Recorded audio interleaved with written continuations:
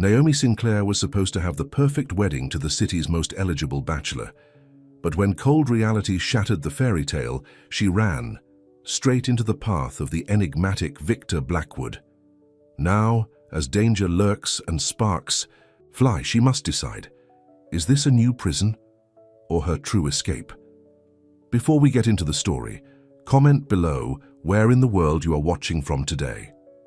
Naomi Sinclair stared at her reflection in the full-length mirror of the bridal suite. The white dress that had cost more than her yearly salary hugged her body perfectly. Her dark hair was styled in an elegant updo, with tiny white flowers woven throughout. By all accounts, she should have been the happiest woman in the world, but she wasn't. Her hands trembled as she adjusted the veil. In less than an hour, she would be walking down the aisle to marry Charles Harrison, one of the city's most eligible bachelors. Wealthy, handsome, and well-connected, he was the man most women dreamed of marrying.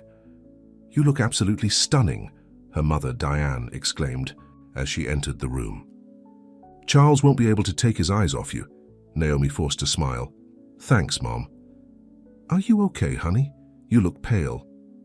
Diane approached her daughter, concerned. "Just wedding jitters," Naomi lied. The truth was far more complicated. For the past 6 months since Charles had proposed, Naomi had watched him transform from the charming man she'd fallen for into someone she barely recognized. His comments about her clothes, her friends, and her job had become increasingly controlling. Just last week he'd suggested, no, insisted, that she quit her job as a kindergarten teacher after they were married. "The Harrison wife doesn't work," he'd told her over dinner at an expensive restaurant where she couldn't even argue without causing a scene. "You'll have charity events to attend, social obligations. That's your job now." "5 minutes, Miss Sinclair," the wedding coordinator called through the door. "I'll go find my seat," Diane said, squeezing her daughter's hand. "I'm so proud of you, sweetheart." As soon as the door closed behind her mother, Naomi felt like she couldn't breathe. She rushed to the window and pushed it open, gulping in the fresh spring air. The garden below was filled with guests in expensive suits and designer dresses. White roses adorned every available surface. It was the perfect wedding, perfect for someone else. Naomi's phone buzzed with a text message. It was, "From Charles. Remember to smile, the society photographer will be watching, and please don't embarrass me with those nervous habits of yours." That was the moment Naomi knew. This wasn't pre-wedding anxiety. This was her instinct screaming at her to run. Without thinking twice, she grabbed her small purse that contained her phone and wallet, hitched up her dress and headed for the door. She peered into the hallway. Empty. Everyone was already seated for the ceremony, waiting for her grand entrance. Instead of turning right toward the garden where the wedding was set up, she turned left toward the service entrance she'd noticed during the rehearsal. Her heart pounded so hard she could hear it in her ears as she pushed through the door and found herself outside. Naomi ran, the beaded train of her dress dragged behind her, catching on the gravel driveway. She didn't care. She ran past parked luxury cars, past the valet attendants who stared at her in shock, and onto the street. Miss, are you okay?" one of them called after her. She ignored him and kept running. She had no plan, no destination. All she knew was that she couldn't marry Charles Harrison. After several blocks, her lungs burning and her feet blistering in the white satin heels, Naomi slowed to a walk. People on the sidewalk stared as she passed. A runaway bride wasn't something you saw every day, even in this wealthy part of town. Her phone had been buzzing non-stop. Texts from her bridesmaids, her mother, Charles. She turned it off without reading any of them. Dark clouds gathered overhead, and Naomi looked up just as the first raindrops fell. Perfect. Within seconds, it was pouring, and her carefully styled hair and makeup were ruined. The once pristine dress now clung to her like a wet dish rag. She needed somewhere to hide, to think. The rain was coming down harder now, and she spotted an open wrought iron gate leading to what appeared to be a large private estate set back from the road. Without hesitation, she darted through it, seeking shelter under the thick canopy of trees that lined the long driveway. The property was enormous, with manicured lawns and gardens, surrounding what looked like a modern mansion in the distance. Naomi had never seen this place before, despite growing up in this city. She made her way toward a gazebo she spotted near a small pond, hoping to stay out of sight, until she figured out what to do next. As she huddled in the gazebo, soaking wet and shivering, Naomi finally allowed herself to cry. What had she done? Where would she go? Charles would be furious. Her mother would be heartbroken. The embarrassment would be all over the society pages by tomorrow. This is private property. The deep voice startled her so badly that she nearly fell off the bench. Standing at the entrance to the gazebo was a tall man with broad shoulders, dressed casually in jeans and a dark sweater. His face was stern, with sharp cheekbones and intense dark eyes that studied her with suspicion. I'm sorry, Naomi stammered, trying to wipe away her tears. It was raining and I just needed— You're wearing a wedding dress, he stated flatly. Naomi looked down at her ruined gown. I was supposed to get married today, and instead you're trespassing on my property. His voice wasn't exactly angry, more curious. I'll leave right away, she said, standing up quickly. I didn't mean to trespass. As she moved to step past him, a wave of dizziness washed over her. She stumbled, and to her surprise, the man caught her arm, steadying her. When was the last time you ate something? He asked, his grip firm but not painful. Naomi tried to remember. Yesterday, maybe. I was too nervous this morning. The man sighed deeply, as if annoyed with himself for what he was about to say. You can't go anywhere in this storm. Come to the house, dry off, and have something to eat. Then you can call whoever you need to pick you up. I can't call anyone, Naomi said, panic rising in her voice. They'll make me go back. I can't go back. The man studied her for a long moment. The rain drummed on the gazebo roof. I'm Victor Blackwood, he finally said. And you are? Naomi. Naomi Sinclair. Well, Naomi Sinclair, you look like you're running from something serious. His eyes narrowed. Are you in some kind of trouble? She hesitated. Not the kind you're thinking. No one's hurting me physically. It's just, I couldn't marry him. I realized he wasn't who I thought he was. Victor seemed to consider this, then nodded once. The house is this way. She followed him along a stone path, trying to keep up despite her waterlogged dress and uncomfortable shoes. The mansion was even more impressive up close, all clean lines, glass and stone with a minimalist aesthetic that somehow still managed to look warm. Wait here, Victor said when they entered through a side door into what appeared to be a mudroom. He disappeared and returned moments later with a fluffy towel and a stack of clothes. Bathroom's through there. You can change. Thank you, Naomi said, genuinely grateful. The bathroom was larger than her entire apartment. She peeled off the wet wedding dress, wincing as she discovered new blisters on her feet. The clothes Victor had given her, sweatpants and a t-shirt that obviously belonged to a woman, were soft and dry. She toweled her hair as best she could and used a tissue to wipe away the streaks of mascara under her eyes. When she emerged, Victor was waiting in a spacious kitchen with gleaming countertops and state-of-the-art appliances. A sandwich and a glass of water sat on the island counter. Eat, he said simply. Naomi didn't need to be told twice. She hadn't realized how hungry she was until the food was in front of her. Victor watched her with an unreadable expression as she ate. These aren't your clothes, she said between bites. They belong to my sister. She leaves things here sometimes. Does she live nearby? No, he said curtly, in a tone that discouraged further questions on that topic. When she finished eating, Victor filled an electric kettle with water. Tea? Yes, please. Naomi wrapped her hands around the warm mug he handed her, taking comfort in the simple gesture. So, Victor said, leaning against the counter. What's your plan? I don't have one, she admitted. I just knew I couldn't marry Charles. It was like I suddenly saw everything clearly. He doesn't love me. He loves the idea of me, the perfect wife he can show off and control. Victor's expression remained neutral.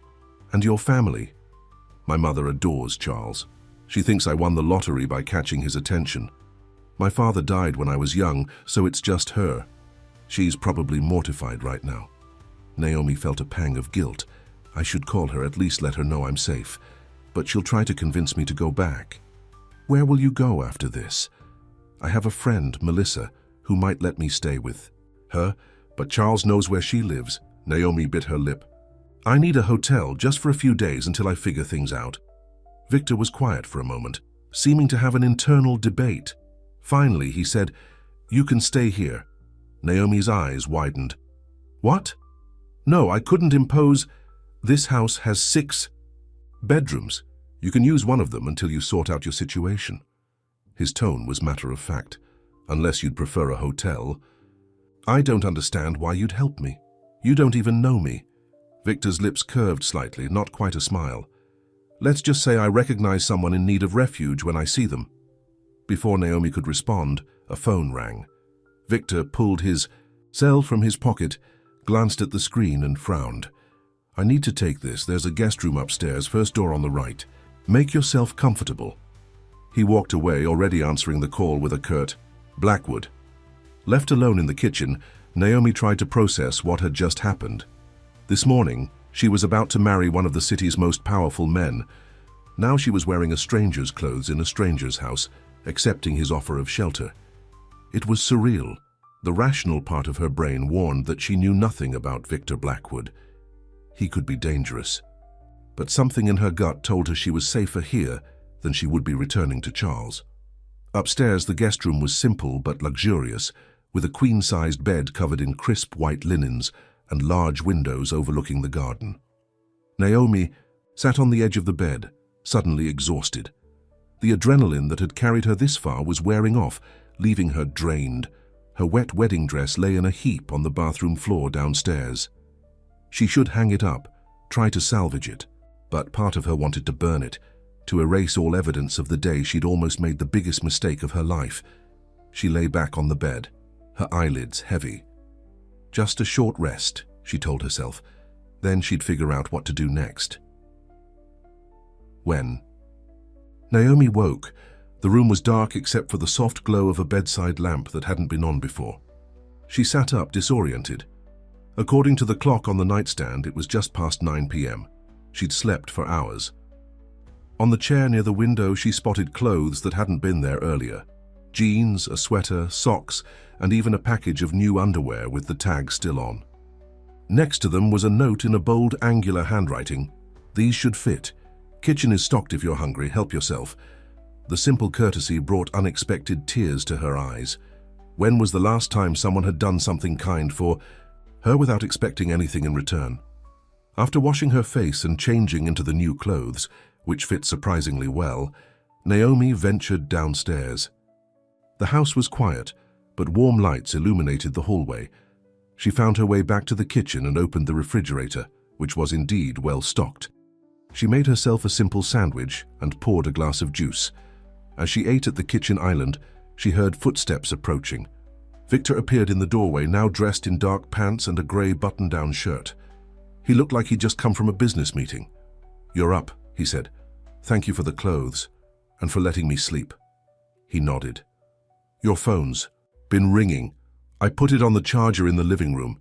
Naomi had almost forgotten about her phone. "How many calls?" "At least 20 since I plugged it in. Someone named Charles seems particularly persistent." Her stomach knotted. "I should probably check my messages." "Probably," Victor agreed. He hesitated, then added, "But it can wait until morning if you're not ready." Naomi felt a rush of gratitude for his understanding. "I'm not. Ready, I mean."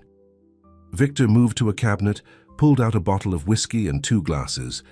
He poured a small amount in each and slid one toward her. "To escape routes," he said, raising his glass slightly. Naomi picked up her glass. "To unexpected refugees." They drank in silence. The whiskey burned pleasantly down her throat. "Why are you helping me?" she asked again. Most people would have called security when they found a stranger hiding on their property. Victor took another sip before answering. "I know what it's like to need to disappear for a while." Something in his tone told her not to push for more details. Instead, she asked, "What do you do, Victor? For work, I mean." "I own a technology company. We develop security software." "Is that why you live behind gates with a security system?" she asked, remembering the cameras she'd noticed. "Partly," he admitted. "I value my privacy. The tabloids call me a recluse." "Are you?" A recluse? A hint of a smile appeared. I prefer selective about company. Naomi couldn't help smiling back. Well, thank you for selecting my company today. I don't know what I would have done if you'd turned me away. You would have figured something out. You're obviously resourceful. Victor finished his whiskey and set down the glass. Tomorrow we can discuss your next steps, unless you plan to hide in wedding dresses in strangers' gazebos indefinitely. His dry humor surprised a laugh out of her. Not my best plan, I admit. Get some rest, Naomi. Things often look clearer in the morning. As she watched him leave the kitchen, Naomi wondered about the man who had given her shelter when she needed it most. There was kindness beneath his gruff exterior, but also sadness. She recognized it because she'd seen it in her own eyes too many times. For the first time since she'd fled her wedding, Naomi felt a small measure of peace. She didn't know what tomorrow would bring, but for tonight, she was safe in this unexpected refuge, and sometimes that was enough. The morning sunlight streaming through the windows woke Naomi. For a moment she was disoriented, expecting to see her own apartment. Then the memories of yesterday came rushing back, running from her wedding, finding shelter in Victor Blackwood's home. She lay in bed, staring at the ceiling. By now, everyone would know she'd left Charles at the altar. Her mother would be beside herself with worry and disappointment, her friends would be confused, and Charles would be furious. The thought of checking her phone filled her with dread, but she couldn't hide forever. Naomi got up, washed her face, and headed downstairs. She found Victor in the kitchen, dressed in running clothes, drinking coffee and reading something on his tablet. "Good morning," she said hesitantly. Victor looked up. "There's coffee, and I had some groceries delivered. Help yourself." "You've already done so much." "It's just food, Naomi," he said, cutting off her thanks. "Your phone's in the living room. It rang until the battery died last night. I plugged it in again." She nodded, poured herself a cup of coffee, and steeled herself to face reality. In the living room, her phone showed 47 missed calls, 93 text messages, and 28 voicemails. Most were from Charles and her mother, but there were also messages from friends and even some numbers she didn't recognize. With trembling hands, she listened to the first voicemail from her mother. "Naomi, where are you? Please call me back. Everyone's worried sick. Charles is devastated. Whatever cold feet you're having, we can work through this. Just come back." The next few messages from her mum followed the same pattern, concern mixed with pressure to return. Then came a message from Charles. "Naomi, this is completely unacceptable behavior. Do you have any idea how humiliated I am? The press is having a field day. Get back here immediately and we'll figure out how to fix this mess you've created." His tone was cold, controlling, the very reason she'd run in the first place. She deleted the message and moved to the next one, also from Charles, now sounding angrier. "If you think you can embarrass me like this and get away with it, you're mistaken. I've invested too much in this relationship to let you throw it away on some emotional whim. I have people looking for you. They will find you." A chill ran down Naomi's spine. The threat in his voice was unmistakable. "Bad news?" Victor's voice came from behind her. He was leaning against the doorway, watching her with those intense eyes. "Charles is having people look for me," she said, hating how her voice shook. "He sounds different, dangerous." Victor stepped into the room. "May I?" He gestured to her phone. Naomi handed it to him and he listened to the last message, his expression hardening. "He's trying to intimidate you," Victor said, returning the phone. "Men like that rely on fear to maintain control." "You sound like you know the type." "I've dealt with my share of bullies in the business world." He paused. "What are you going to do?" Naomi ran a hand through her hair. "I need to call my mother at least. She must be worried sick, but I'm not going back to Charles. That much." "I know. Use my office if you want privacy," Victor offered, pointing to a door across the hall. "I have some work to take care of anyway." The office was as immaculate as the rest of the house, with a large desk facing floor-to-ceiling windows that overlooked the back gardens. Naomi sat in the leather chair and dialed her mother's number, her heart pounding. Diane answered on the first ring. "Naomi? Oh, thank God. Where are you?" "Are you all right?" "I'm fine, Mom. I'm safe," Naomi assured her. "I'm sorry for worrying you." "What were you thinking?" Running out like that. Do you have any idea what you've done? The Harrisons are furious. Charles is beside himself. Mom, I couldn't marry him. He's not who I thought he was. What are you talking about? Charles adores you. He's given you everything. Naomi closed her eyes. No, Mom. He was trying to control me. He wanted me to quit my job. He criticized everything I did. This isn't how a man treats someone he loves. That's ridiculous. He's just looking out for you. Men like Charles have expectations, Naomi. Being his wife comes with responsibilities. Like giving up who I am, no thank you. Her mother sighed heavily. Where are you staying? I'll come get you. I'm staying with a friend, Naomi lied. I need some time to think. You can think at home. Charles is willing to forgive you if you come back now. He even suggested postponing the wedding for a month to let things settle down. Mom, listen to me, Naomi said firmly. I am not marrying Charles. Not in a month, not ever. I made a mistake getting engaged to him, and I'm fixing that mistake. You're throwing away the best thing that ever happened to you. Her mother's voice rose. Your father would be so disappointed. The words stung, but Naomi held firm. Dad would want me to be happy. Charles doesn't make me happy. You're being childish. Call me when you're ready to be sensible. The line went dead. Naomi set the phone down, fighting back tears. She'd expected her mother to be upset, but the immediate defense of Charles hurt more than she'd anticipated. A soft knock at the door startled her. Victor stood there, holding 2 mugs. I thought you might need this, he said, offering her a fresh cup of coffee. Thank you. She took the mug gratefully. Sorry for using your office so long. It sounded like a difficult conversation. He leaned against the desk. Family rarely understands when we step off the expected path. My mother thinks I'm throwing my life away. Naomi sipped the coffee. Maybe a part of me believed that marrying Charles was my only option too. He pursued me so intensely, made me feel special. Until I didn't feel special anymore, I felt owned. Victor nodded. It's a common tactic. Overwhelm with attention, then slowly isolate and control. You sound like you've seen it before. My sister, Victor said quietly.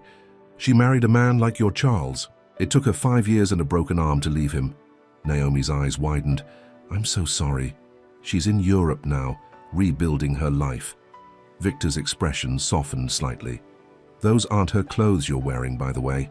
I had my assistant pick them up. Oh. Naomi looked down at the jeans and sweater. They fit perfectly. Mia is good at her job. Victor set his mug down.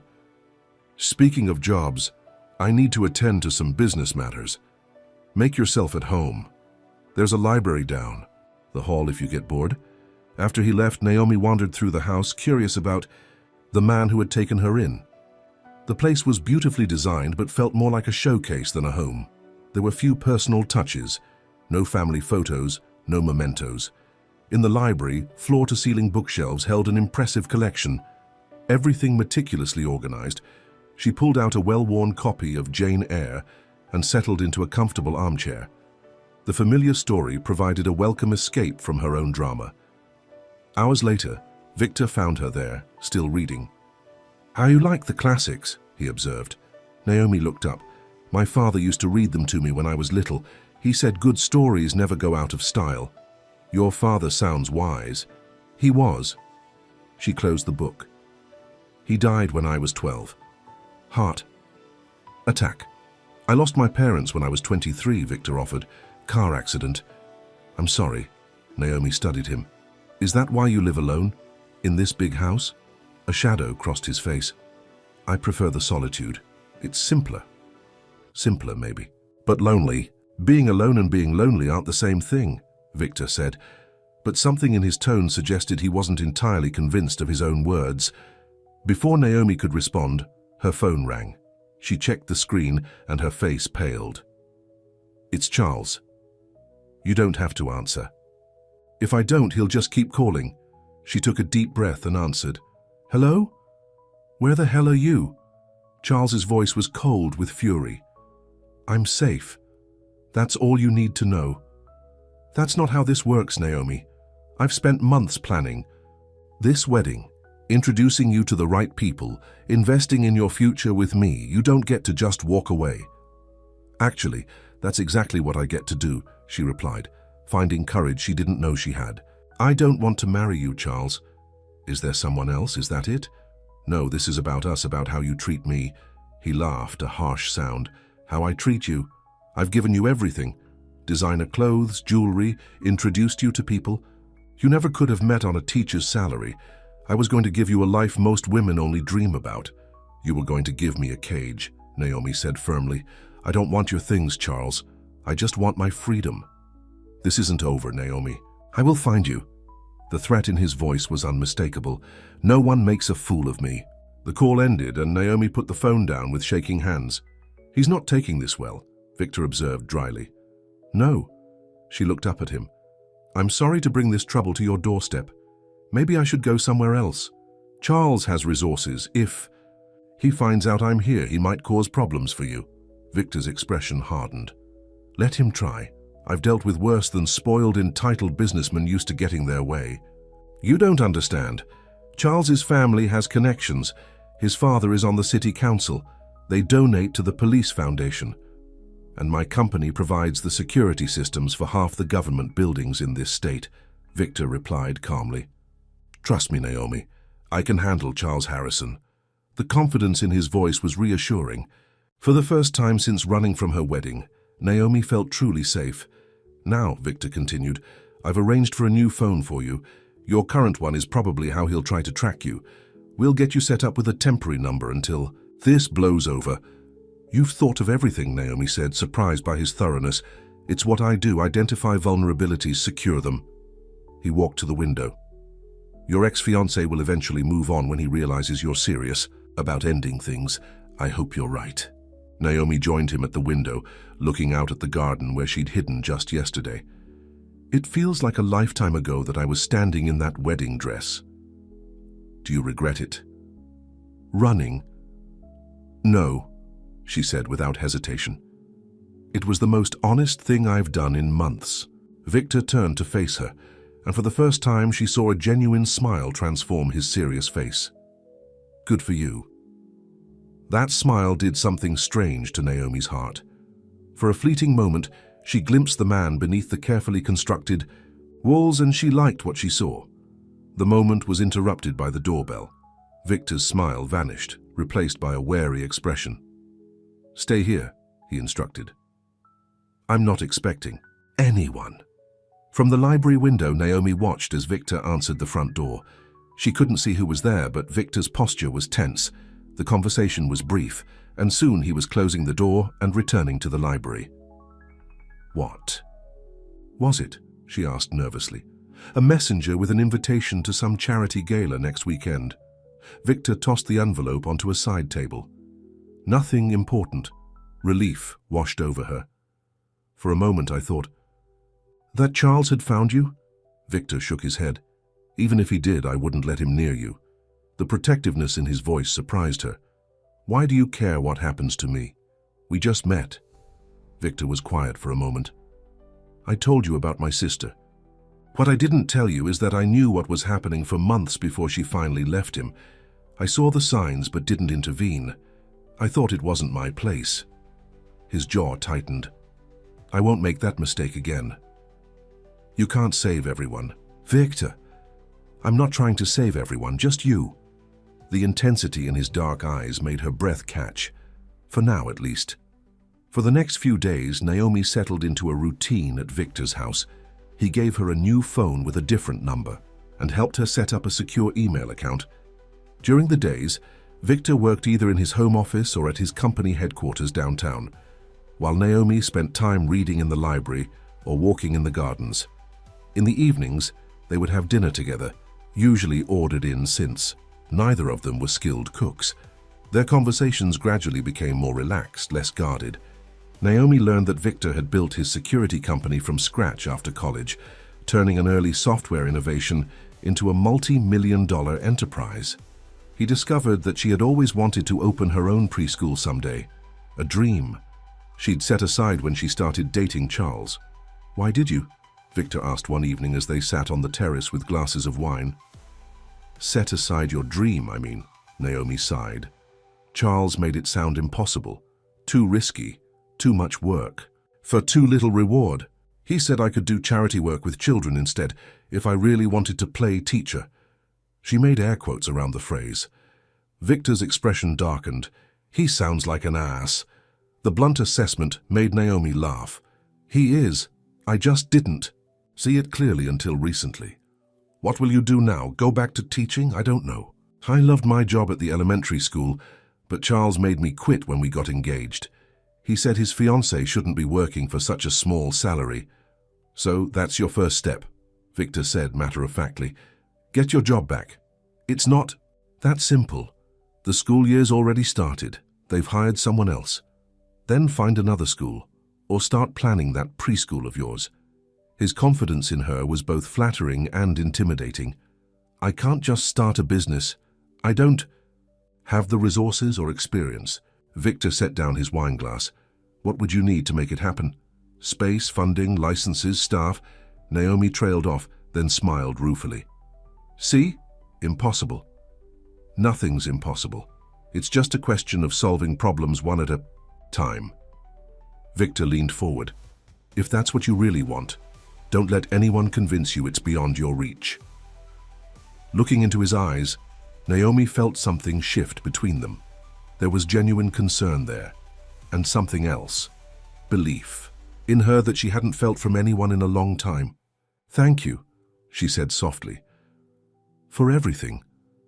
Victor held her gaze for a moment longer than necessary, then looked away. It's getting late. I have an early meeting tomorrow. As they cleared the dishes together, their hands brushed, sending an unexpected jolt through Naomi. She stepped back quickly, unsettled by her reaction. Good night, Victor, she said, heading for the stairs. Naomi, he called after her. When she turned, he seemed to be struggling with what to say. Finally, he simply offered, Sleep well. In her room, Naomi sat on the edge of the bed, confused by the feelings stirring inside her. It was too soon after Charles to be thinking about another man. Besides, Victor had only offered her shelter out of kindness or perhaps obligation due to his sister's experience. She shouldn't misinterpret that, yet as she drifted off to sleep, it was Victor's rare smile that filled her thoughts. The next morning, Naomi woke to an empty house. Victor had left early for his meeting, leaving a note on the kitchen counter. Help yourself to anything. Back by dinner. V. After breakfast, Naomi decided to check her old email, curious if anyone from her former school had reached out. Among the flood of messages from concerned friends was an email from her best friend, Melissa. I'm worried sick about you. Please tell me you're okay. Charles has been telling everyone you had some kind of breakdown. He even came by my place looking for you. Call me when you can. Naomi immediately dialed Melissa's number on her new phone. Hello, Melissa answered cautiously. Mel, it's me, Naomi. I'm using a new number. Naomi, oh my God, where have you been? I've been so worried. I'm safe. I'm staying with a friend. Naomi hesitated to share too many details. A friend? Who? I thought I was your best friend. It's complicated. I just needed to get away from Charles. Melissa's voice lowered. He's been acting scary, Naomi. Going around questioning all your friends, making weird threats. He implied he could get my boyfriend fired if I was hiding you. Fear clenched Naomi's stomach. I'm so sorry he dragged you into this. What happened? 1 minute you were getting married, the next you're gone. I realized I couldn't go through with it. Charles isn't who I thought he was. He's controlling, manipulative. I tried to tell you, Melissa said gently. Remember when he surprised you by trading in your car for that luxury model? I said then it seemed more about controlling you than pleasing you. You were right, Naomi sighed. I just couldn't see it. So what now? Are you coming back? Not yet. I need time to figure things out, but I'll stay in touch, I promise. After they hung up, Naomi felt restless. She couldn't hide in Victor's house forever. Sooner or later, she would have to rebuild her life. On impulse, she opened her laptop and began researching what it would take to open a preschool. Victor was right. It was a series of problems to be solved, not an impossible dream. By the time she heard his car in the driveway that evening, she had pages of notes and a renewed sense of purpose. Victor entered the kitchen looking tired, but smiled when he saw her. "You look busy," he observed, loosening his tie. "I've been researching. Starting a preschool," Naomi admitted. "You inspired me." His smile widened. "Good. What have you learned?" As they prepared dinner together, a simple pasta dish that was the extent of Victor's cooking skills, Naomi shared her findings with enthusiasm. Victor listened attentively, asking thoughtful questions and offering practical suggestions. "The biggest hurdle is startup funding," Naomi concluded. "I have some savings, but nowhere near enough."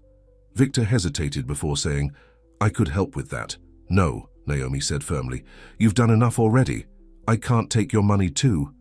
"It wouldn't be charity. It would be an investment." He served the pasta onto plates. "Think about it." Before Naomi could respond, the doorbell rang, followed by insistent knocking. Victor frowned. "Stay here," he instructed, moving toward the front door. Naomi's heart raced as she heard voices in the hallway, Victor's deep tone, and then another voice that made her blood run cold. "Charles."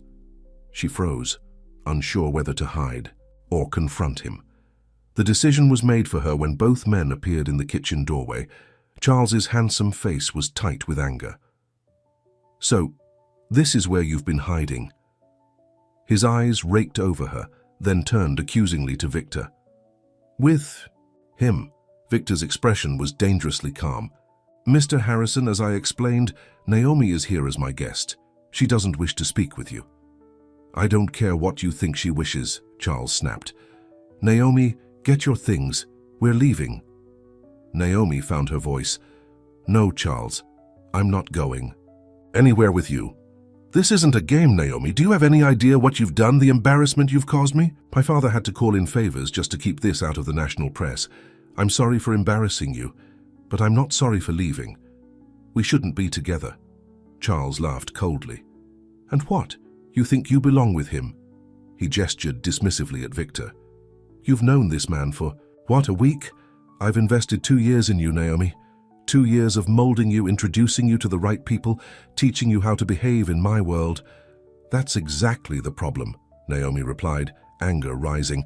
"You were trying to mold me into someone I'm not. I don't want to be in your world if it means losing myself." Charles stepped toward her, but Victor moved between them. "I think you should leave," Victor said, his voice deadly quiet. "This doesn't concern you, Blackwood. You're in my house, threatening a woman under my protection. It very much concerns me." The two men stared at each other, tension crackling between them. Finally, Charles took a step back. "This isn't over," he said to Naomi. "You think you can just walk away? You signed a prenuptial agreement. The engagement ring alone is worth $50,000. I could sue you for breach of promise. Take the ring, take everything you ever gave me. I don't want any of it. It's not about the things, Naomi.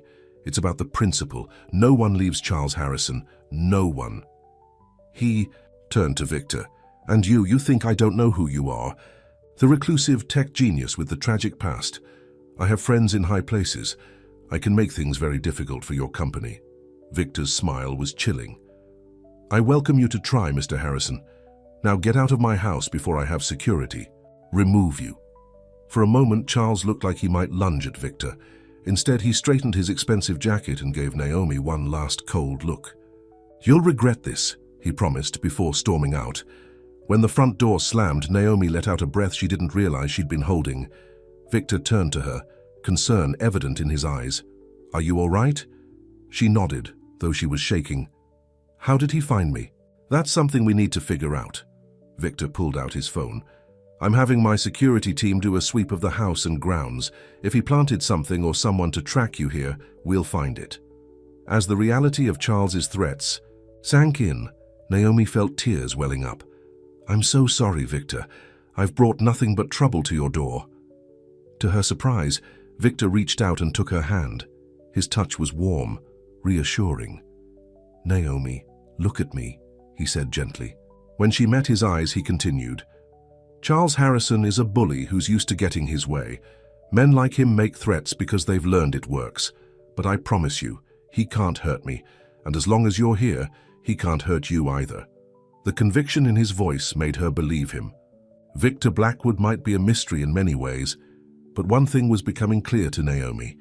Beneath his reserved exterior was a man of remarkable strength and surprising tenderness, and despite the chaos swirling around them, she found herself drawn to that strength, wanting to know more about the man who had become her unexpected refuge.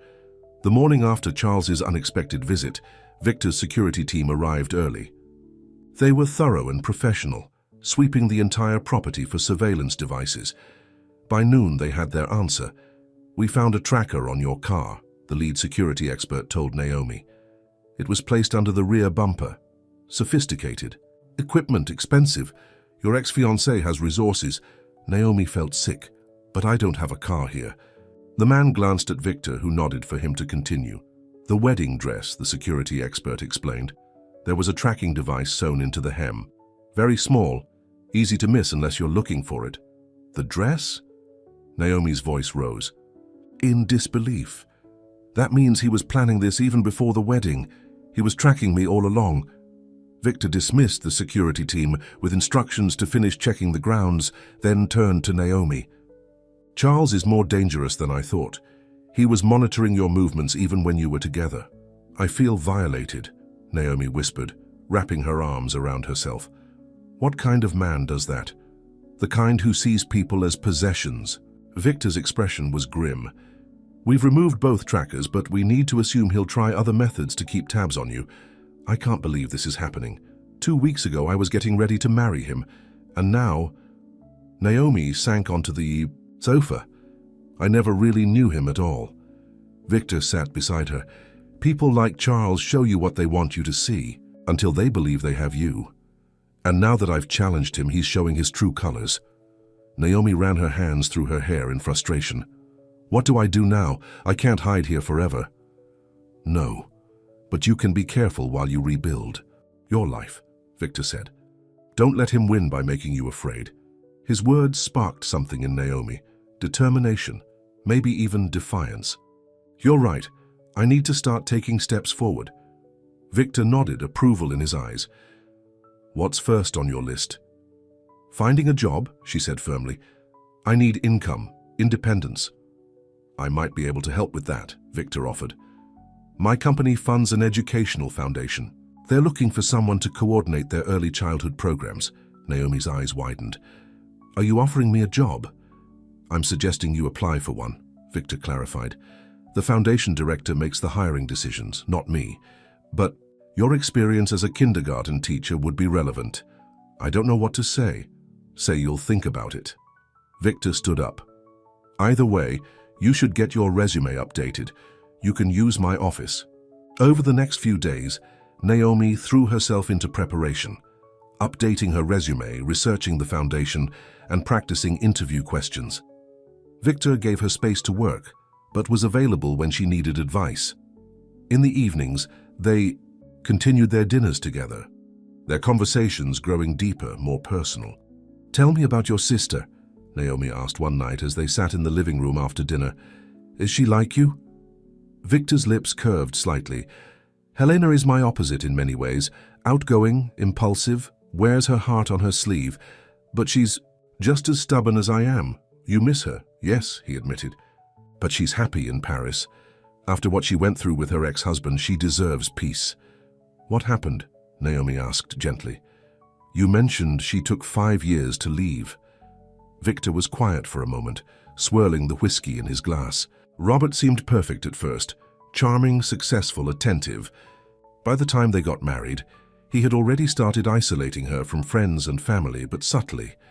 "We didn't see each other as often, but I assumed they were just busy." Naomi nodded. The pattern sounded painfully familiar. 3 years in, I noticed bruises on her wrist at a family dinner. She said she fell.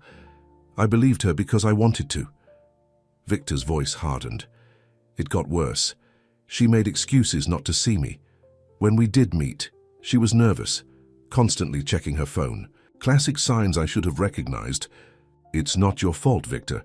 I should have intervened sooner." His eyes met hers, filled with regret. The night she finally left him, he broke her arm because she was 10 minutes late coming home from the grocery store. She called me from the emergency room. Naomi reached out impulsively and took his hand. But she got out. You helped her. Victor's fingers tightened around hers. I bought her a one-way ticket to Paris the next day and made sure Robert understood there would be consequences if he tried to follow her. What kind of consequences? Naomi asked, curious about what Victor might have done. A dark smile crossed his face. Let's just say my company has access to a lot of sensitive information. Robert decided a fresh start without Helena was his best option. Naomi should have been alarmed by the implication, but instead she felt a strange sense of security. Victor protected the people he cared about, fiercely, without apology. "Thank you for telling me," she said, still holding his hand. "And thank you for understanding why I had to run from Charles." Victor looked down at their joined hands, something unreadable in his expression. Slowly, reluctantly, he pulled away. "It's getting late," he said, standing up. "You have the interview tomorrow. You should get some rest." Naomi felt a pang of disappointment at the broken connection. "Right. Good night, Victor." As she headed upstairs, she couldn't help wondering if she had imagined the moment of tension between them, the hint that Victor might feel the same confusing attraction she was experiencing. The next morning, Victor drove Naomi to the Foundation office for her interview. She wore a simple but elegant blue dress borrowed from Mia's latest shopping delivery. "You don't have to wait for me," she told Victor as they pulled up to the building. "I can take a cab." "Back. I'll wait," he said simply. "Good luck, though you won't need it." His confidence bolstered her own. The interview went better than Naomi had dared hope. The Foundation director, Dr. Eleanor Winters, was a warm, intelligent woman who seemed genuinely impressed with Naomi's passion for early childhood education. "Your experience is exactly what we're looking for," Dr. Winters said as the interview concluded. "And your vision for expanding access to quality preschool aligns perfectly with our mission." "Thank you. This opportunity means a lot to me." Dr. Winters smiled. "I should mention that Victor speaks very highly of you. He rarely recommends candidates." Personally, Naomi felt a flush of pleasure at the thought of Victor praising her. "We've become friends recently." "Victor Blackwood doesn't have many friends," Dr. Winters observed. "He must see something special in you." The comment stayed with Naomi as she left the building to find Victor waiting in his car as promised. His face brightened when he saw her. "How did it go?" he asked as she slid into the passenger seat. "Really well, I think. Dr. Winters is amazing." "She's the best at what she does," Victor agreed. "Did she offer you the job?" "Not yet. She said they have a few more candidates to interview, but will decide by the end of the week." Naomi turned to face him. "She mentioned that you recommended me." Victor kept his eyes on the road. "I simply told her you were qualified." "Thank you. It means a lot." He nodded, seemingly uncomfortable with her gratitude. "Are you hungry? We could get lunch before heading back." They stopped at a small Italian restaurant tucked away on a side street. It was cozy and intimate, with checkered tablecloths and candles in wine bottles. "I haven't been here in years," Victor said as they were seated. "It used to be my parents' favorite place." Naomi realized he was sharing something precious with her, a connection to his past. "What were they like, your parents?" Victor's face softened with memory. "My father was brilliant, driven, but always made time for family. My mother was the heart of our home, warm, intuitive, full of life. They were partners in every sense. When they died, it was like the light went out of the world." "That's why you live alone," Naomi realized. "You lost your model for what relationships should be." Victor looked startled by her insight. "I never thought of it that way, but perhaps you're right. After they died, I focused on building the business, taking care of Helena. Relationships seemed unnecessary complications. And now," he met her eyes across the table, "now I'm not so sure." The moment was charged with unspoken possibility. Naomi felt her heart beating faster as Victor reached across the table and lightly touched her hand. The spell was broken by the waiter arriving with their food. As they ate, the conversation shifted to lighter topics, but something had changed between them, an acknowledgement of feelings that could no longer be easily dismissed. After lunch, they drove back to Victor's house in comfortable silence. As they pulled into the driveway, Victor's phone rang. He checked the screen and frowned. I need to take this, it's the office, he answered with a curt, Blackwood. Naomi got out of the car, giving him privacy for the call. She was halfway to the front door when a sleek black car pulled up behind them. The driver's door opened and Charles stepped out, fear and anger twisted inside her. What are you doing here? Charles approached with a bland smile. I came to talk sense into you. This has gone on long enough, Naomi. Victor was out of his car in an instant, phone call forgotten. You're trespassing, Harrison. Charles ignored him, focusing on Naomi. I've been patient. I've given you time to get over whatever crisis you're having. Now it's time to come home. This is insane, Naomi said. I'm not coming back, Charles. I've told you that. You're confused, emotional. Charles reached for her arm, but Victor stepped between them. Touch her and it will be the last thing you do, Victor warned, his voice deadly quiet. Charles's face hardened. I should have known you'd be sleeping with him. Was he the reason all along? Did you have this planned before the wedding? It's not like that, Naomi protested. Victor has been a friend when I needed one. A friend? Charles laughed coldly. Do you really expect me to believe that? The man's reputation with women is legendary. Naomi glanced at Victor, confused. This was the first she'd heard of any reputation. Whatever you're implying, Harrison, you're wrong, Victor said evenly. Now leave before I call the police. Go ahead. Charles smiled unpleasantly. My father plays golf with the police commissioner. Who do you think they'll believe? The respectable businessman whose fiancée was stolen, or the notorious playboy with a history of conquest? Victor took a step toward Charles, his hands clenched into fists. Naomi grabbed his arm. He's not worth it, she said quietly. Please, Victor. The tension crackled between the two men. Finally, Charles stepped back. This isn't over, Naomi, he said. I've been more than patient, more than generous, but there are limits to my goodwill. Your goodwill? Naomi laughed bitterly. You had me tracked like an animal. You threatened my friends. That's not goodwill, Charles, that's control. You'll regret choosing him over me, Charles said, his voice cold with fury. He looked at Victor. And you. Enjoy her while it lasts. She'll bore you eventually, just like all the others. With that parting shot, he got back into his car and drove away, tires squealing on the pavement. Naomi turned to Victor, who was still watching the retreating car with murderous eyes. Is it true? What he said about your reputation? Victor's jaw tightened. I've dated, yes, the press has exaggerated it into something it's not. Why didn't you tell me? Because it's not relevant to our situation. Victor ran a hand through his hair in frustration. The tabloids love to portray me as some kind of playboy because I'm single and successful. It sells papers. Naomi wasn't sure what to believe. Part of her wanted to trust Victor implicitly, but Charles's words had planted a seed of doubt. What if she was just another conquest to him? We should go inside, Victor said, breaking into her thoughts. I don't trust Charles not to come back with reinforcements. Once they were inside, Victor paced the living room like a caged animal. I should have seen this coming. I underestimated how far he'd go. What did he mean about limits to his goodwill? Naomi asked, sinking onto the sofa. It was a threat, Victor said bluntly. Men like Charles don't lose gracefully. I'm scared, Naomi admitted. Not just for me, but for you too. He seemed serious about causing trouble for your company.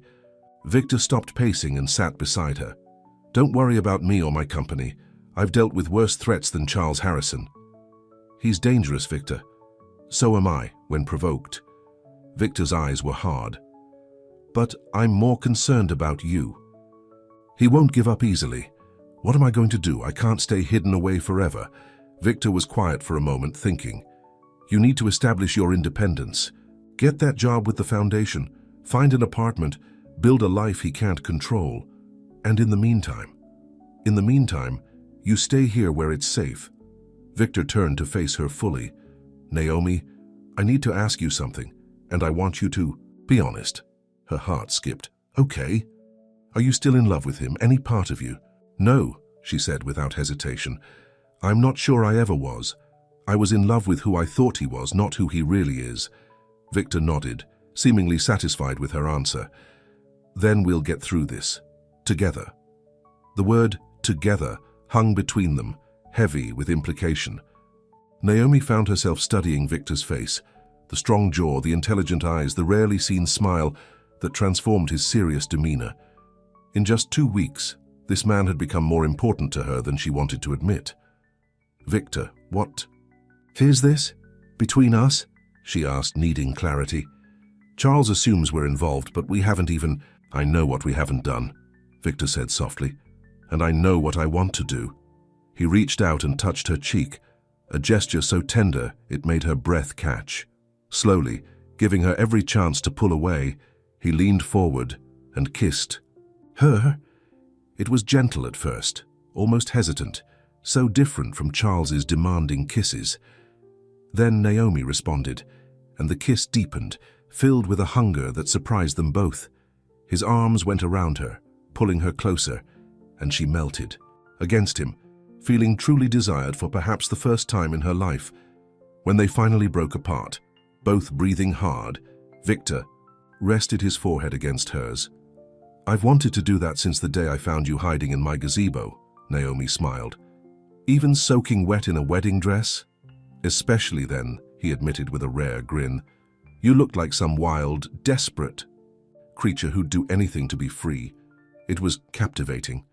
His honesty touched her. With Charles, everything had been calculated. Compliments designed to flatter, affection timed for maximum effect. Victor's raw admission felt real in a way nothing with Charles ever had. I'm scared of this, she whispered. Whatever this is between us, it's happening so fast, and I just got out of one relationship that turned toxic. I know. Victor's thumb traced her lower lip. We can take it as slow as you need. But I'm not Charles, Naomi. I don't want to own you or control you.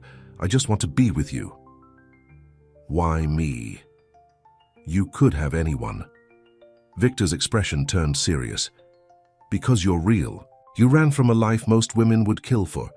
Because you refused to compromise who you are. That kind of courage is rare. His words warmed her from within. She leaned in and kissed him again, savoring the feeling of being wanted for herself, not for who someone else wanted her to be. They spent the evening on the sofa, talking and kissing, like teenagers discovering first love. Victor told her stories of building his business, the failures along with the successes. Naomi shared memories of her father, the dreams she'd had before meeting Charles, the person she wanted to become again. When she finally went up to bed, Victor walked her to her door. Good night, Naomi, he said, brushing a soft kiss against her lips. Good night, she replied, reluctant to let the evening end. Victor, thank you for being patient with me, he smiled. Some things are worth waiting for. The next morning, Naomi woke to the smell of coffee and found Victor in the kitchen attempting to make pancakes. The domestic scene was so unexpected that she laughed out loud. What? He asked, looking up from the smoking pan. The great Victor Blackwood defeated by breakfast, she teased, coming to his rescue. Here, let me show you. She took over, salvaging what she could of the batter. As they ate, Victor seemed almost shy, a stark contrast to his usual confidence. About last night, he began. Do you regret it? Naomi asked, suddenly anxious. No, he said firmly. Not at all. I just want to make sure you don't. This situation is complicated, and the last thing I want is to take advantage. You're not, she assured him. Last night was— She blushed. It was exactly what I needed. Relief crossed his face. Good. Because I'd like to do it again. Often. They shared, a smile full of promise. For the first time since running from her wedding, Naomi felt hopeful about the future. That afternoon, while Victor was on a conference call in his office, Naomi decided to surprise him with dinner. She found a simple pasta recipe online and made a grocery list. Since Victor's house was outside the delivery range of most stores, she would need to go shopping herself. On impulse, she called Melissa. Can you pick me up? I need to go grocery shopping and I could use some friend time. Melissa arrived 20 minutes later, full of questions and hugs. As they drove to the store, Naomi filled her in on the basics, leaving out some of the more intimate details of her relationship with Victor. So you're living with this rich, handsome guy who rescued you from Charles, Melissa summarized. Girl, that's some romance novel stuff right there, Naomi laughed. It's not like that. Victor's been a good friend. Just a friend? Melissa raised an eyebrow. The way your face lights up when you say his name tells a different story. Naomi blushed. Maybe more than friends. It's new, Mel. And complicated. Because of Charles. Partly, Naomi sighed. He won't let go. He showed up at Victor's place. Yesterday made threats. Melissa frowned. That's scary, Naomi. Charles always seemed so perfect on the surface, but there was something off about him. Like he was playing a role. Exactly, Naomi exclaimed. With Victor, what you see is what you get. He doesn't pretend to be anything he's not. Speaking of Charles, Melissa said, her voice dropping, he's been spreading some pretty nasty rumors about you and Victor, saying you were having an affair for months, that you planned the whole wedding escape together. Naomi felt sick.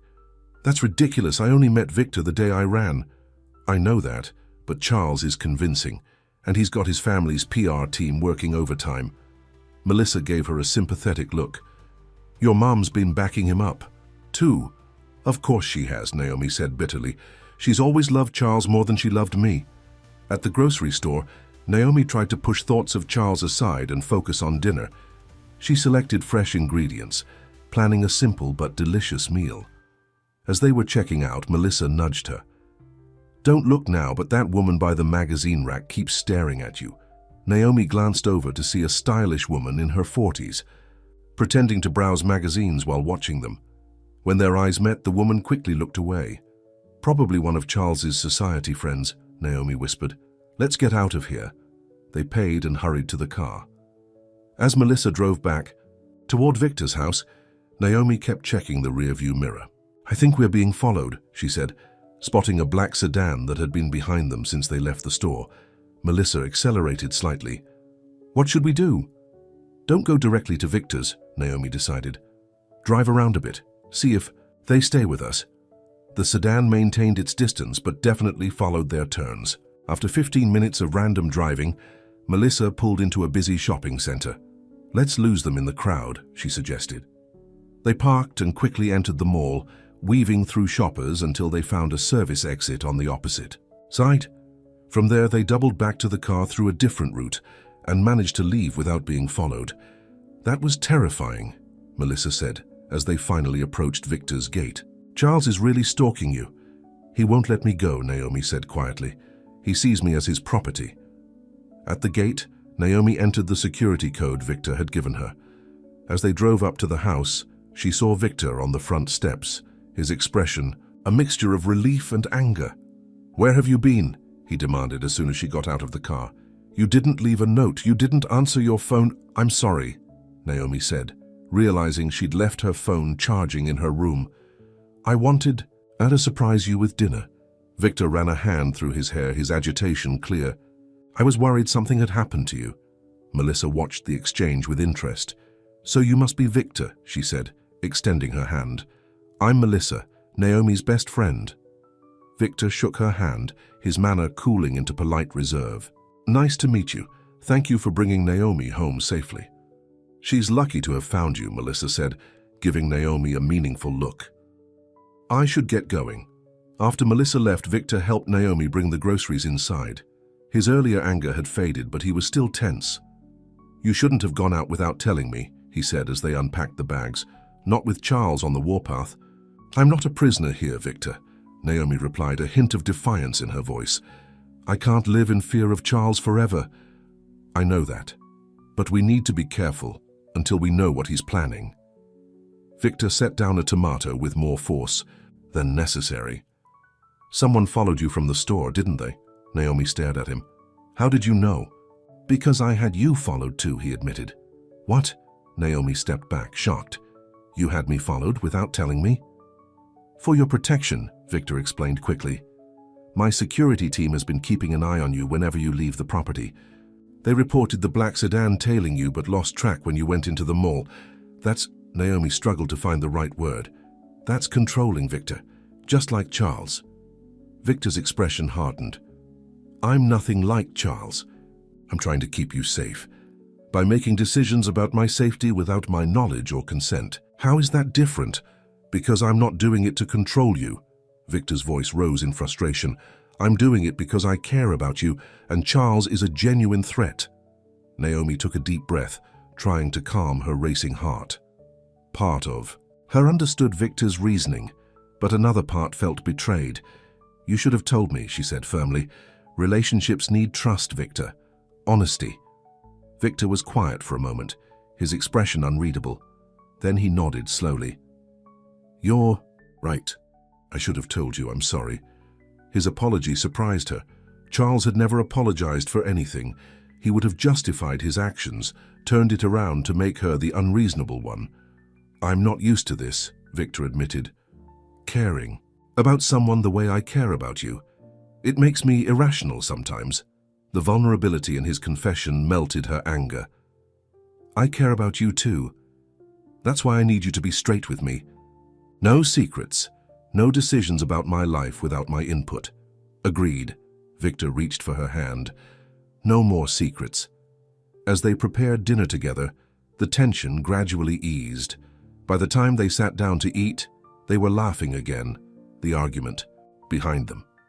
Later that evening, as they sat close together on the sofa, Victor's phone rang. His expression turned serious as he answered it. "Yes? When?" He listened intently. "I see. Keep me updated." When he hung up, Naomi knew something was wrong. "What is it?" "That was my security team," Victor said, his voice tight. "Charles has been busy today. He's filed a restraining order against me, claiming I've been threatening him, and he's spoken to the press. Tomorrow's Society page will feature a story about how I stole his fiancée." Naomi felt the blood drain from her face. "This is my fault." "No," Victor said firmly, taking her hands in his. "This is Charles trying to control the narrative, but we can fight back." "How?" Victor's eyes met hers, determination burning in their depths. "By showing him, showing everyone, that what we have is real. Not some scandal, not some affair. Something worth fighting for." The intensity in his gaze made Naomi's heart race. In that moment, she knew that whatever happened next, she wasn't facing it alone. Victor Blackwood, with all his strength and all his flaws, was standing beside her. And for the first time since she'd run from her wedding, Naomi felt truly strong enough to face whatever Charles might throw at them next. The headline in the Society section of the morning paper was just as bad as Victor had warned. "Tech Tycoon Steals Society Bride." The article painted Naomi as a gold digger who had traded up from Charles to Victor, and portrayed Victor as a predatory homewrecker who had pursued his business rival's fiancée. Naomi felt sick as she read the quotes from anonymous sources, close to the couple, describing a months-long affair that culminated in her dramatic wedding day escape. "This is awful," she said, pushing the paper away. "Everyone will believe we were sneaking around behind Charles's back." Victor, already dressed for work in a perfectly tailored suit, looked grim but determined. "Charles is trying to control the story. We can't let him. How do we fight this? It's his word against ours, and he has the press in his pocket." "We tell our truth," Victor said simply, "starting today." He explained his plan over breakfast. They would attend a charity gala that evening, the same one Victor had received an invitation for days earlier. It was a major social event where most of the city's elite would be present, including Charles and his family. "You want us to walk into a room full of people who've just read this garbage about us?" Naomi asked, alarmed. "Everyone will be staring and whispering." "Exactly," Victor nodded. "And they'll see us together, dignified and honest, not hiding like we've done something wrong." "I don't know if I'm brave enough for that," Naomi admitted. Victor reached across the table and took her hand. "You ran from your wedding rather than marry a man who would control you. That took incredible courage. This is just another form of standing up for yourself." His faith in her was both touching and terrifying. "What about the restraining order Charles filed against you?" "My lawyers are handling it. It's baseless. A temporary order that won't hold up in court." Victor squeezed her hand. "But there's something else you should know. Dr. Winters called this morning. The foundation wants to offer you the job." Naomi's eyes widened. "Really? Even after the article?" "Eleanor Winters doesn't care about gossip. She cares about finding the right person for the job." Victor smiled. And she thinks that's you. For the first time that morning, Naomi felt a spark of hope. When do I start? Monday, if you accept. The salary is quite good, and it comes with an apartment in the Foundation's residential building downtown. Naomi blinked. An apartment. Many of their employees live there. It's secure, comfortable, close to work. The implication was clear. She would be moving out of Victor's house. Naomi felt a confusing mix of emotions. On one hand, having her own place represented the independence she'd been seeking. On the other hand, the thought of leaving Victor made her heart ache. "That's great," she said, trying to sound enthusiastic. Victor studied her face. "You don't have to decide about the apartment right away. The job is yours regardless. I should take it, shouldn't I? The apartment, I mean. It would show I'm not just moving from one man's house to another." Something flickered in Victor's eyes. Disappointment, perhaps. "It would give you independence, that's what you wanted." Naomi nodded, though she wasn't sure anymore what she wanted. 3 weeks ago, her future had seemed mapped out. Marriage, to Charles. A life of social obligations and carefully managed appearances. Now everything was uncertain, and the only constant was the man sitting across from her. "About tonight," she said, changing the subject. "I don't have anything to wear to a gala." "Already taken care of," Victor assured her. "Mia has arranged for a stylist to bring over some options this afternoon. Whatever you choose is yours to keep." "Victor, you can't keep buying me things. I need to stand on my own." He looked genuinely puzzled. "Why can't I do both? Support you while you're building your independence?" The question caught her off guard. Charles had always framed his gifts as creating obligation. "After everything I've given you" was a phrase he'd used often. Victor's generosity felt different, with no strings attached. "I'm not used to help that doesn't come with conditions," she admitted. Victor's expression softened. "Get used to it." Later that morning, Dr. Winters called to formally offer Naomi the position. The conversation was warm and encouraging, with no mention of the newspaper article. "We're thrilled to have you join us," Dr. Winters said. "Your ideas about expanding access to quality early education align perfectly with our mission." When Naomi hung up, she felt a rush of excitement and pride.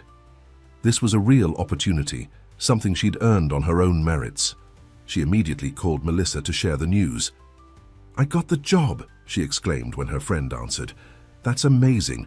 I knew you would," Melissa replied. "But are you okay? I saw the article this morning." "I'm trying not to let it bother me. Victor says we need to face it head on." "Is that why you're going to the Gardner Foundation Gala tonight? It's all over social media that you two are attending." Naomi was surprised. "How do people know that already?" "Someone leaked the guest list. Charles is definitely going to be there too." Melissa paused. "Are you sure this is a good idea? It could get ugly." "Probably not, but hiding makes us look guilty." Naomi sighed. "I'm nervous, but Victor will be with me." "You really care about him, don't you?" "Yes," Naomi admitted. "More than I expected to. It's not just gratitude, Mel. He sees me, the real me, and he likes what he sees. I'm happy for you," Melissa said sincerely. "Just be careful tonight. Charles won't make this easy." After they hung up, Naomi spent the afternoon with the stylist Victor had arranged. Among the selection of evening gowns, one immediately caught her eye. A simple but elegant emerald green dress that fit her perfectly. "This is the one," she told the stylist. When Victor saw her in the dress that evening, his reaction was everything she'd hoped for. He stopped mid-sentence, his eyes widening with appreciation. "You look stunning," he said simply. "So do you," she replied, admiring how handsome he looked in his tuxedo. "We make a good team." "The best." He offered his arm. "Ready to face the lions?" Naomi took a deep breath. "As ready as I'll ever be." The Gardner Foundation Gala was held at the city's most prestigious hotel. As Victor's car pulled up to the entrance, Naomi could see photographers lined up along the red carpet. "They're not usually here for charity events," Victor observed grimly. "Charles must have tipped them off." "Should we go in another way?" Victor shook his head. "No hiding, remember. We have nothing to be ashamed of." When they stepped out of the car, the photographers surged forward, flashbulbs going off in rapid succession. Questions were shouted at. Them from all directions. Naomi, why did you leave Charles at the altar? Victor, how long were you seeing Naomi before the wedding? Is it true Charles has filed charges against you? Victor placed a protective hand on Naomi's lower back, guiding her through the gauntlet with calm dignity. He neither responded to the questions nor hurried their pace, projecting an air of confidence that Naomi tried to emulate. Inside, the grand ballroom was already filled with the city's elite in formal attire. Conversations paused as they entered, and Naomi felt hundreds of eyes turn in their direction. The whispering started immediately. "Ignore it," Victor murmured. "Head high." Dr. Winters approached them first, a welcome, friendly face in the sea of judgment. "Victor, Naomi, I'm so glad you could make it." She kissed Naomi's cheek. "And congratulations again on joining our team." Her public show of support sent a clear message to the room. Soon, other colleagues of Victor's came to greet them, some bringing their spouses to introduce. Not everyone was welcoming. Naomi noticed several people deliberately turning away or watching with open disapproval, but enough were civil that she began to relax slightly until she saw Charles. He was across the room, surrounded by his usual entourage, including Naomi's mother. When he spotted them, his false smile froze in place. He leaned down to whisper something to Diane, who turned to stare at her daughter with a mixture of anger and hurt. "My mother's here," Naomi said quietly, to Victor. With Charles, Victor followed her gaze. "Do you want to speak with her?" Naomi hesitated. "I should at least try." They made their way around the perimeter of the room, stopping to chat briefly with various guests. By the time they approached Diane, Charles had conveniently disappeared. "Mom," Naomi said cautiously, "I didn't expect to see you here." Diane's expression was cool. "Charles thought I should come, show support for the family during this difficult time." "The family," Naomi repeated. "Mom, I'm your family." "And you abandoned your family obligations without a thought for anyone but yourself." Diane's gaze shifted to Victor. "For him." Victor stepped forward. "Mrs. Sinclair, I understand you're upset, but the situation isn't what you think." "I know exactly what it is," Diane snapped. "My daughter threw away a perfect match for a man with a notorious reputation. Charles told me all about you, Mr. Blackwood." "I'm sure he did," Victor replied evenly. "But did he tell you he was tracking Naomi's movements, or that he's been threatening her since she left?" Diane looked startled. "That's ridiculous. Charles adores Naomi." "No, Mom. Charles wants to control me," Naomi said firmly. "There's a difference." "You've known this man for what? 3 weeks?" Diane gestured dismissively at Victor. "And suddenly, you're an expert on relationships. Charles was willing to give you everything." "Except the freedom to be myself," Naomi replied.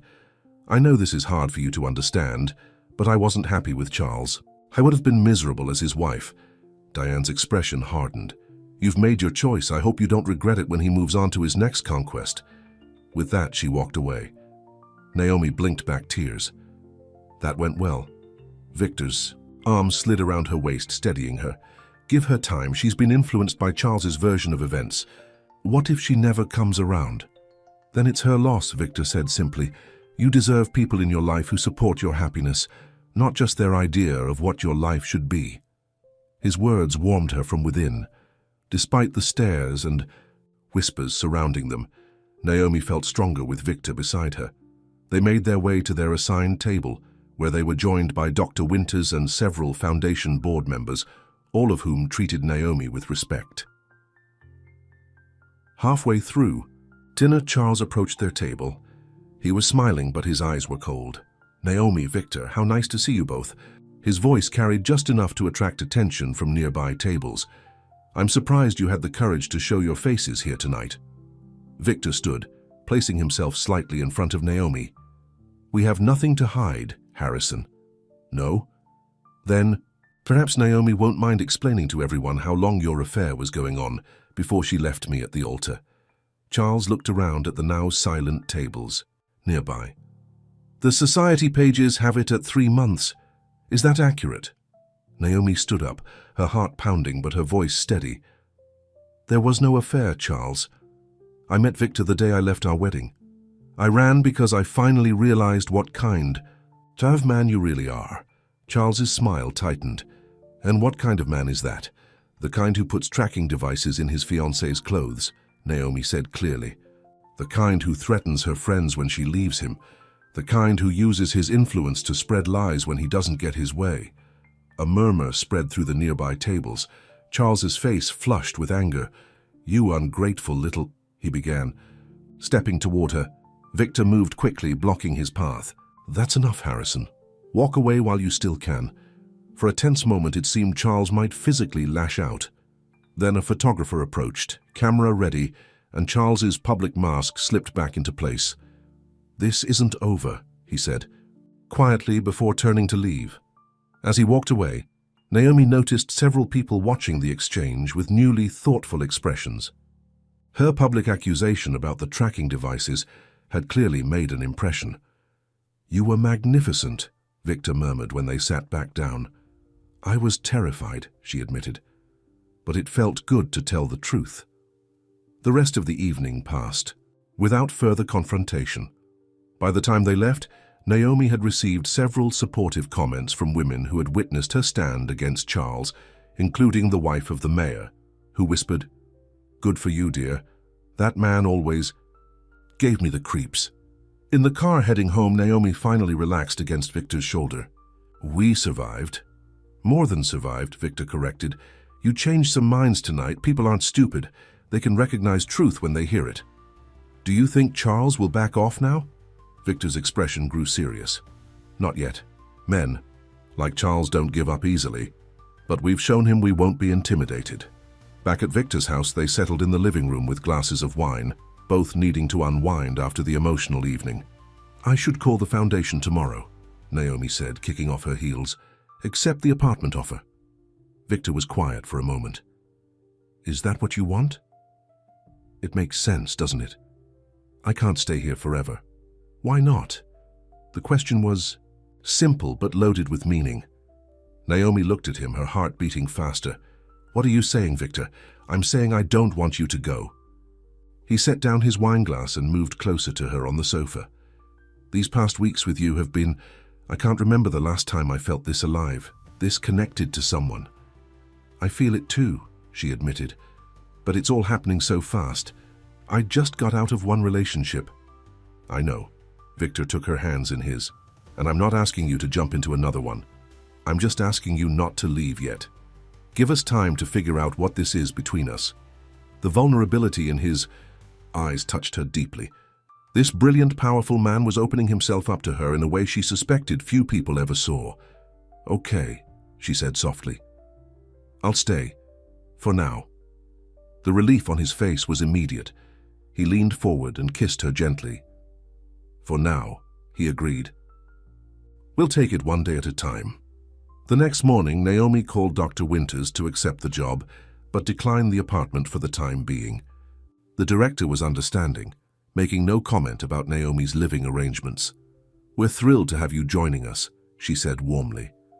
"I'll have HR send over the paperwork today." As Naomi hung up, her phone buzzed with a text from Melissa. "Check your email. You need to see this." With a sense of foreboding, Naomi opened her email to find a message from Melissa with a link to a new article in the Society pages. The headline made her gasp. "Harrison family reveals shocking truth about runaway bride." The article was devastating. A character assassination, claiming Naomi had a history of trading up from one wealthy man to another, citing evidence from her past relationships. It quoted anonymous friends describing her as calculating and opportunistic. Worst of all, it included an old photo of her with a college boyfriend, falsely identified as a previous fiancé she had also abandoned. "This is all lies," she said, when Victor read it. "I've never been engaged before. That picture is from college. Jake and I dated for 6 months. Victor's expression was thunderous. "Charles is getting desperate. These kinds of smear tactics are a sign of weakness, not strength." "But people will believe it," Naomi said, pacing the living room. Even the Foundation might reconsider hiring me after this. They won't, Victor assured her.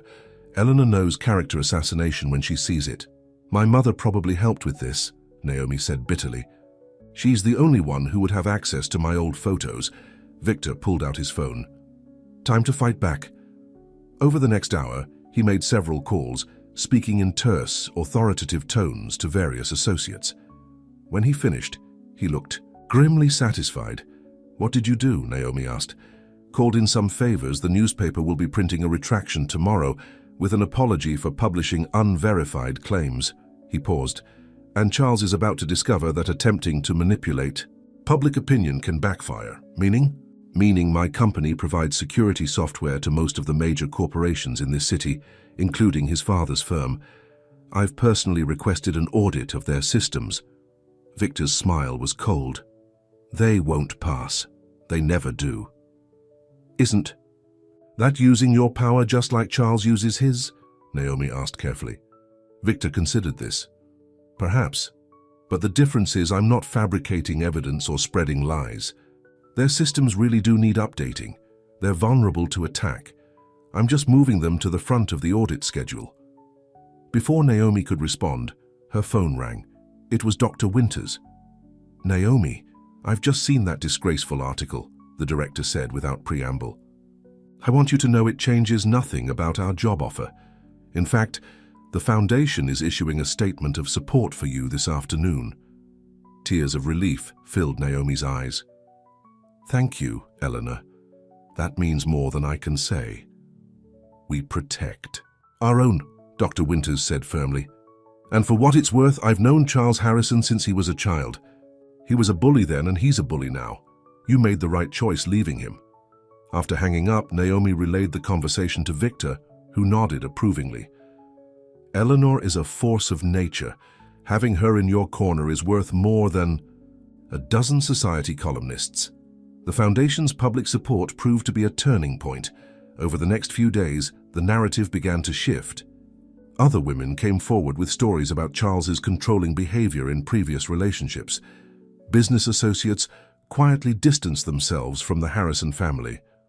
The final blow came a week later, when the security audit Victor had initiated revealed significant vulnerabilities in the Harrison Corporation's systems, vulnerabilities that could have exposed client data.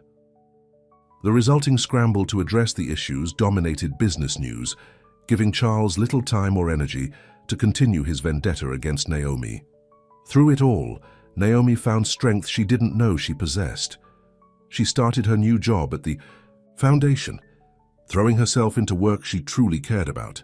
Each evening she returned to Victor's house, their house as she was beginning to think of it, and shared the day's events over dinner. Their relationship deepened gradually, built on mutual respect and genuine affection. Victor continued to encourage her independence, even as they grew closer. He attended her Foundation events, listened to her ideas, and never once suggested she change to fit his world. 1 month after the gala confrontation, Naomi's mother finally called. I owe you an apology, Diane said, her voice subdued. I should have listened to you about Charles. What changed your mind? Naomi asked, surprised by the sudden reversal. The photos, Diane admitted. Charles asked me for your old pictures, said he wanted to make a special wedding album to convince you to come back. Instead, he used them for that awful article. I knew you must have given them to him, Naomi said quietly. I'm sorry, sweetheart. I really thought he loved you. Diane paused. And I was wrong about Victor too. Charles told me terrible things about him, but the Foundation director, Eleanor, she set me straight, said he's one of the most honorable men she knows. He is, Naomi confirmed, looking across the garden to where Victor was on a business call, his free hand gesturing emphatically as he spoke. He's been my refuge through all of this. Do you love him? Diane asked directly. The question caught Naomi off guard, though she'd been thinking about it herself. Yes, she said simply. I do.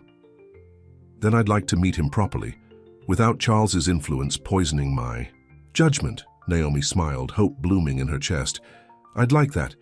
That evening, as they walked through the garden after dinner, Naomi told Victor about her mother's call. She wants to meet you, she concluded. The real you, not Charles's version.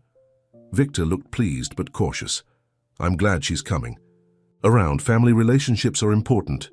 They are, Naomi agreed, stopping by the gazebo where they'd first met. Speaking of which, I talked to Helena yesterday. Victor's eyebrows shot up. My sister called you? Actually, I called her, Naomi admitted. I wanted to thank her. For what? For being the reason you helped me that day. If she hadn't gone through what she did with her ex, you might have sent me away from your gazebo. So in a way, I owe her everything. Victor's expression softened. What did she say? That you've changed. That you sound happier than she's heard you in years. Naomi stepped closer to him. Are you happier? Yes, he said without hesitation. You've brought something into my life I didn't even realize was missing. He took her hands. I've been thinking, Naomi, about the future, about us. Her heart skipped. What about us? I know it's only been a few months. I know you're just getting established at the foundation, building your independence, but I don't want to lose you. Victor's eyes were intense, vulnerable. I love you, Naomi. I think I have since the day I found you hiding in this gazebo. Tears welled in Naomi's eyes. I love you too, Victor. I'm not asking for marriage or even living together permanently if you're not ready, he continued.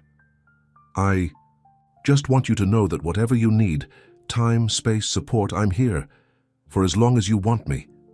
Naomi's mind flashed back to Charles, to his demands and expectations, his need to control her life.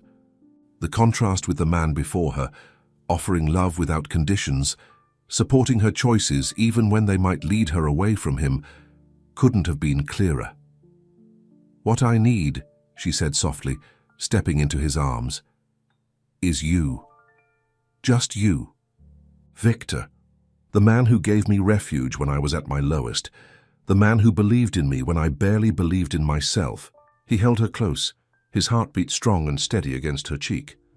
I'll never try to cage you, Naomi, I promise you that. I know, she whispered. That's why I'm not afraid to love you. They stood together in the gazebo where their story had begun as the setting sun painted the garden in gold. 2 months ago, Naomi had been a desperate bride fleeing from a cage disguised as privilege. Now she stood in the arms of a man who showed her that true love wasn't about possession, but freedom. The freedom to be herself, to grow, to dream. Running from a wedding, she had found something far more precious. A love that didn't confine but liberated. A heart that offered not a gilded cage but a true refuge. And in that refuge, Naomi Sinclair had found not only safety, but herself. 6 months later, the Gardner Foundation held its annual fundraising gala. This time, Naomi attended not as Victor's controversial date, but as the Foundation's successful early education program director, with Victor proudly at her side. Charles was notably absent from the event. His family's influence had waned following several business setbacks, and rumors suggested he had taken an extended trip abroad to reconnect with his roots, a phrase everyone understood as face-saving exile until the scandal blew over. Naomi's mother attended as her guest, now fully supportive of her daughter's relationship with Victor. Diane had even started volunteering at one of the Foundation's preschool programs, rekindling her own former career as an early childhood educator. The evening wound down.